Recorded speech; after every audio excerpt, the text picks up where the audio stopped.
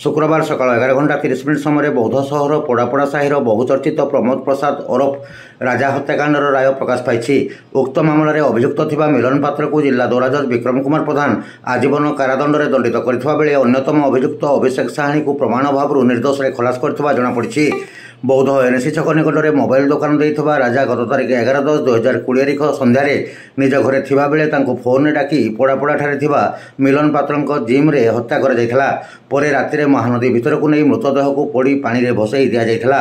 प्रथमे राजांक बापा गोपालजी प्रसाद थाना रे एक निखोज मामला देइथिले। परे अर्धपोड़ा मृतदेह मिलवा परे आईपीसी धारा 302, 201 और 34 रे पुलिस पक्षर मामला रुजु होइथिला। उक्त मामलें मिलन और अभिषेक को पुलिस गिरफ्त करथिला।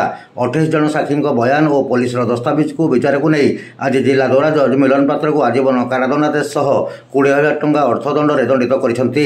सरकार पक्षर पीपी सविता कुमारी पंडा मामला परिचालना करथिबा बेले अन्यतम अभियुक्त अभिषेक पक्षर चंद्रशेखर पाढ़ी मामला परिचालना करथिले।